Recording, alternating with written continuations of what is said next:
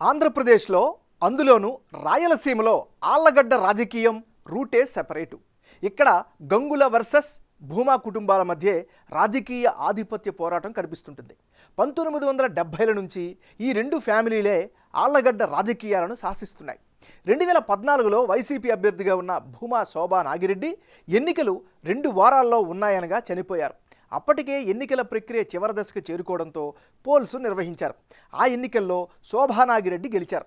ఆ తర్వాత వచ్చిన ఉప ఎన్నికలో శోభానాగిరెడ్డి కూతురు భూమా అఖిలప్రియ విజయం సాధించారు. శిల్పకళకు ఈ నియోజకవర్గం పెట్టింది పేరు. ఇదే సెగ్మెంట్లో ప్రాచీన చారిత్రక ఆలయం అహోబలం ఉంది. ఆళ్లగడ్డ నియోజకవర్గ ప్రజలు ఇప్పటిదాకా ఇండిపెండెంట్లు సహా కాంగ్రెస్, టీడీపీ, వైసీపీ పార్టీలను సమంగా ఆదరించారు.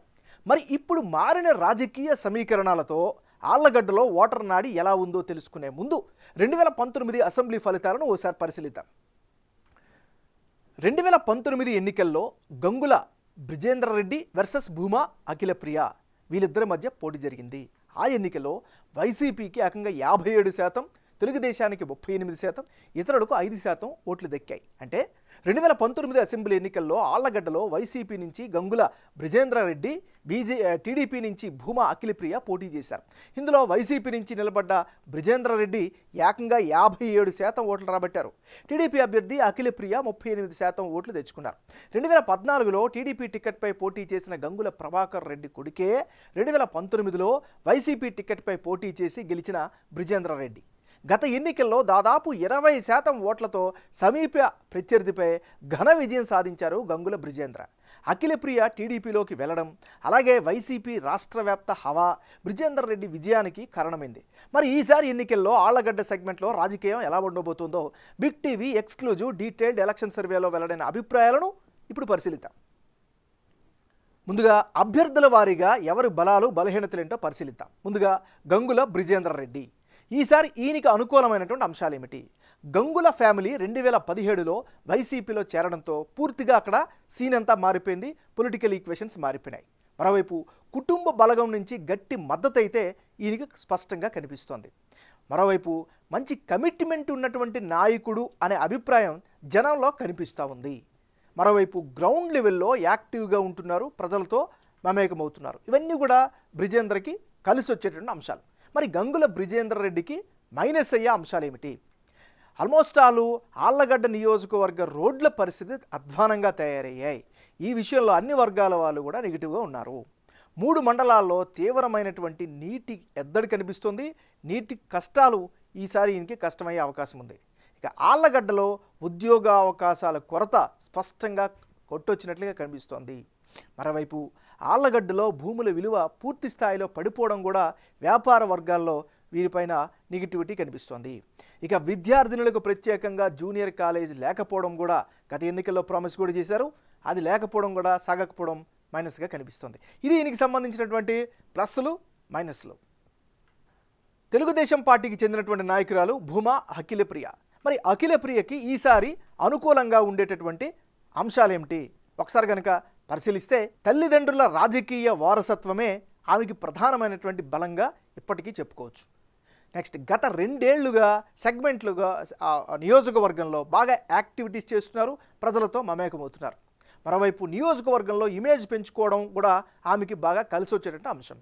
ఇక టీడీపీ కార్యక్రమాలను జోరుగా చేస్తున్నారు, మరోవైపు పార్టీ పరంగా కూడా కార్యక్రమాల్లో పాల్గొంటున్నారు. ఇవన్నీ కూడా ఈమెకి కలిసి వచ్చేటటువంటి అంశాలు. మరి భూమా అఖిలప్రియకు మైనస్ అయ్యే అంశాలు ఏమిటి?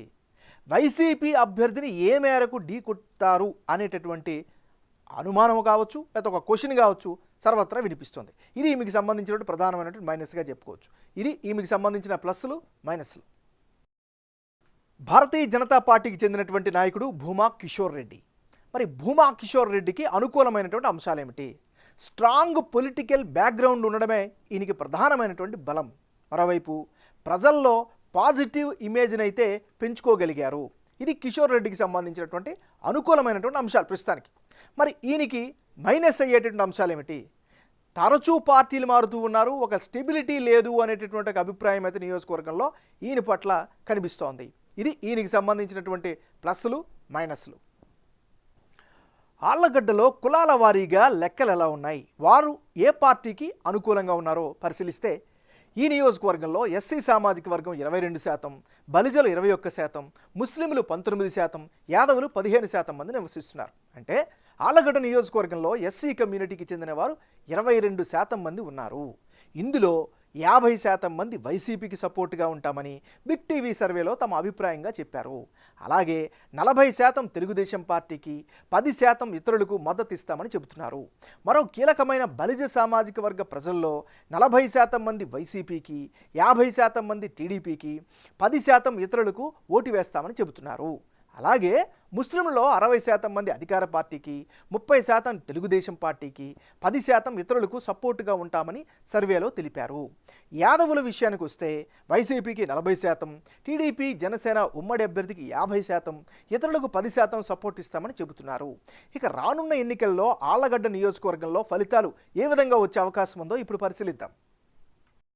గంగుల బ్రిజేందర్ రెడ్డి వర్సెస్ భూమా అఖిలప్రియ, వీళ్ళిద్దరి మధ్య పోటీ జరిగితే వైసీపీకి ఏకంగా 47% ఓట్లు దక్కే ఛాన్సెస్ కనిపిస్తున్నాయి. తెలుగుదేశం పార్టీకి కేవలం 39% ఓట్లు పోలయ్యే ఛాన్సెస్ ఉంటే ఇతరులకు 14% ఓట్లు వచ్చే ఛాన్సెస్ కనిపిస్తున్నాయి. అంటే ఇప్పటికిప్పుడు ఆళ్లగడ్డలో ఎన్నికలు జరిగితే గెలిచే అవకాశాలు వైసీపీ అభ్యర్థి అయిన గంగుల బ్రిజేందర్ రెడ్డికే ఉన్నాయి. ఆయనకి ఏకంగా 47% ఓట్లు వచ్చే అవకాశాలున్నాయి. టీడీపీ నుంచి ఒకవేళ భూమా అఖిలప్రియ బరిలో దిగితే 39% ఓట్లు సాధించే అవకాశం ఉందని బిగ్ టీవీ సర్వేలో వెల్లడైంది. ఇతరులు 14% ఓట్లు సాధించే ఛాన్సెస్ కనిపిస్తున్నాయి. గంగుల బ్రిజేందర్ రెడ్డి గత 5 ఏళ్ల కాలంలో ఆళ్లగడ్డలో చేపట్టిన అభివృద్ధి కార్యక్రమాలు ఆయన గెలుపు అవకాశాలు పెంచుతున్నట్లు బిగ్ టీవీ సర్వేలో వెల్లడైంది.